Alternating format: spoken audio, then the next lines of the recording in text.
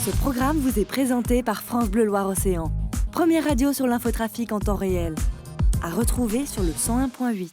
Les éoliennes, vous connaissez, ce sont les grands moulins modernes qui fabriquent de l'électricité. Il y en a sur la terre, mais bientôt il y en aura aussi en mer. On vous emmène voir ça à Saint-Nazaire.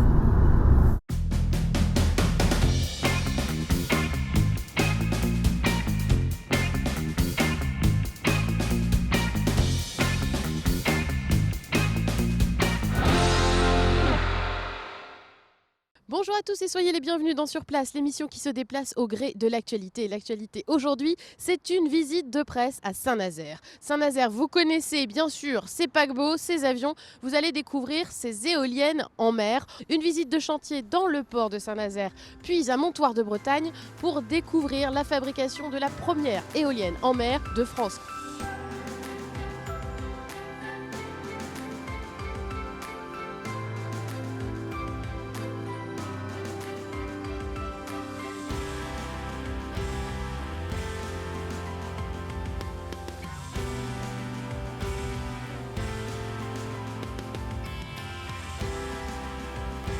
Ce que vous voyez donc ici, ce sont les ferraillages qui vont rentrer dans la constitution de la fondation flottante du projet Flogen.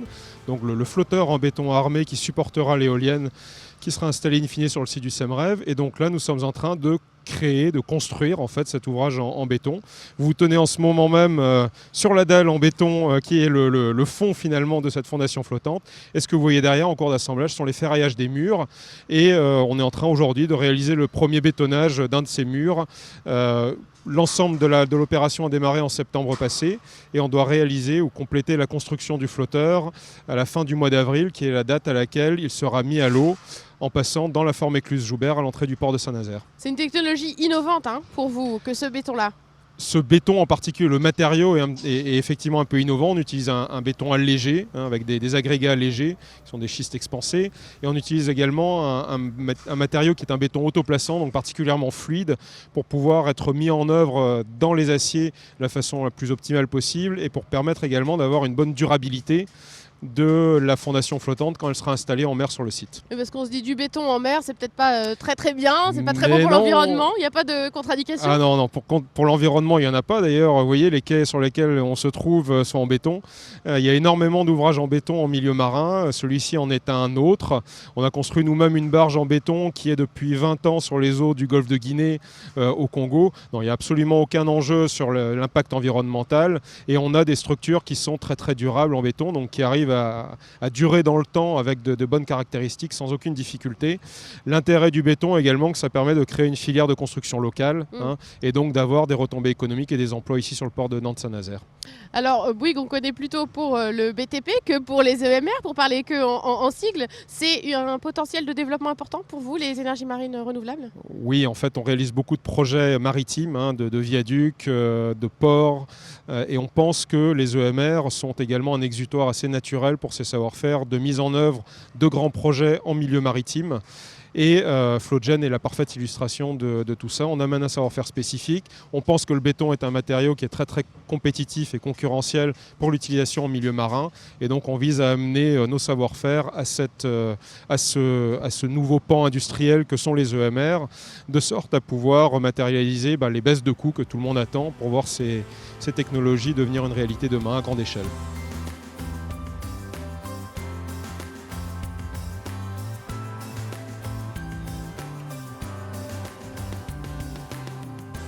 Je suis avec Paul de la Guérivière, bonjour. Bonjour. Vous êtes le président d'Idéol. On va revenir évidemment sur le consortium qui est à l'origine de ce chantier de première éolienne en mer.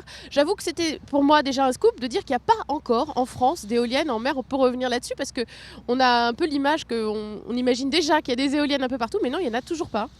Alors il y a un certain nombre d'éoliennes à terre, mais effectivement en mer il n'y en a aucune en France. Il faut savoir qu'il y en a quand même plus de 3200 en Europe, principalement en mer du Nord. Donc c'est quand même une filière industrielle qui s'est développée très massivement en dehors de la France.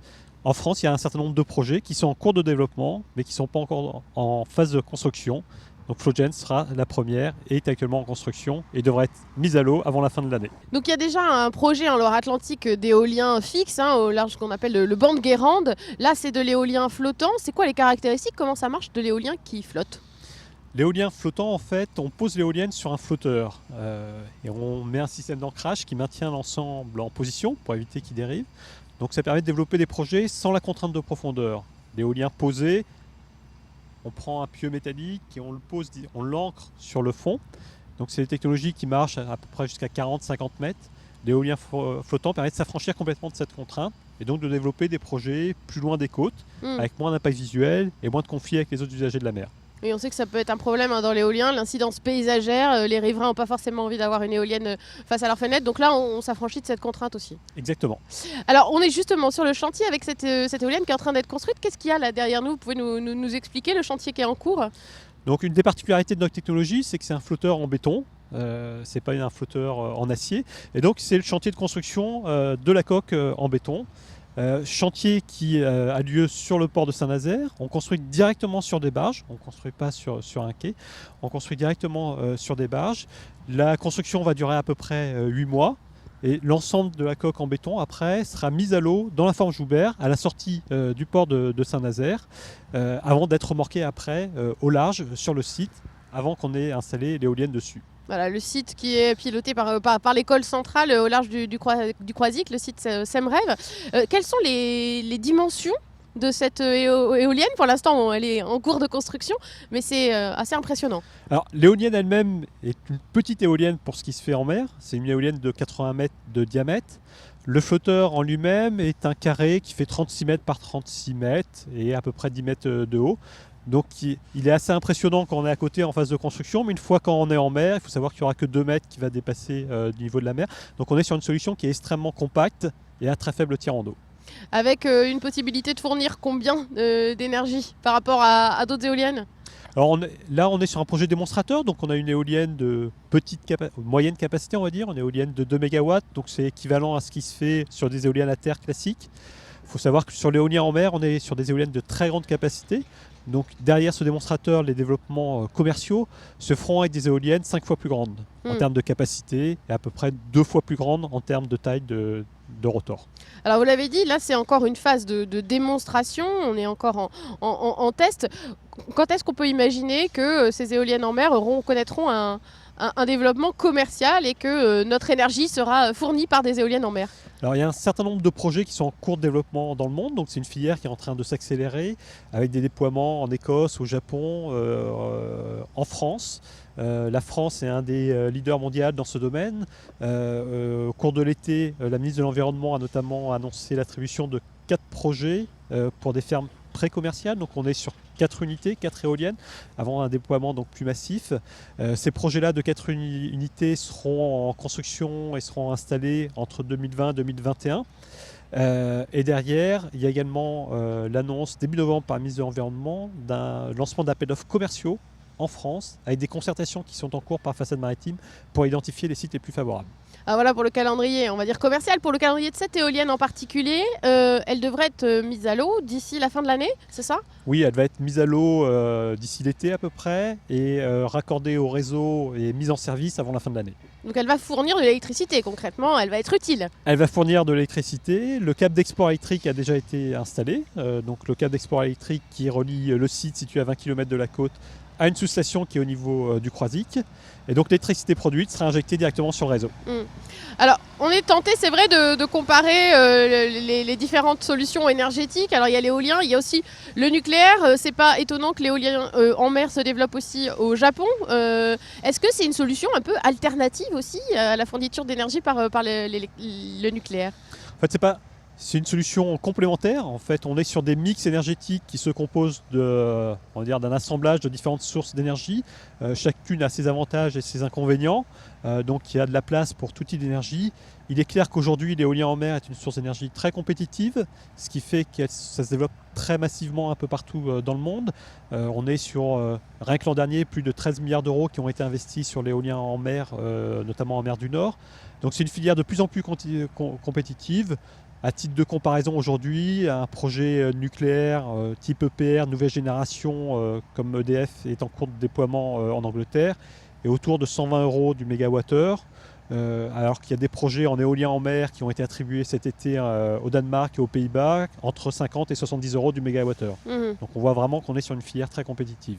Et une filière qui s'ancre localement, c'est aussi important pour ce projet-ci, qui a permis de créer 70 emplois à Saint-Nazaire, et vous incitez aussi là-dessus, c'est des retombées économiques locales, ce genre de projet. Ça a été clairement une volonté des porteurs du projet, notamment donc Ideol, de travailler sur des solutions qui maximisent les retombées économiques locales. Un mot du consortium aussi, FloatGen. Est-ce qu'on peut dire, alors ça serait peut-être un petit raccourci, mais que c'est un Airbus de l'éolien, puisque finalement ça existe au niveau européen, il y a à la fois des industries, des écoles, de la recherche, des startups. Est-ce que c'est un consortium un peu comparable ? Cette éolienne, qui va être la première éolienne en mer en France, également la première éolienne flottante avec une technologie 100% européenne. On a vu qu'il y a des projets au Japon, des projets en Norvège, des projets aux États-Unis. Donc c'est la première éolienne flottante à technologie 100% européenne. Et le consortium est une illustration d'une combinaison optimum entre une start-up, Ideol, un grand groupe, Bouygues, une université, l'École centrale Nantes. Donc c'est une illustration d'un fonctionnement, d'un cluster qui assemble des composantes et des savoir-faire complémentaires. D'accord. Merci beaucoup, Paul Delaguerre, pour toutes ces explications. Une éolienne, mais plusieurs sites de construction. Après avoir découvert le chantier concernant la base flottante de cette future éolienne en mer, direction Montoire à présent pour découvrir les différents éléments qui composent l'éolienne au-dessus de l'eau et en dessous également. Restez avec nous, c'est juste après la pause.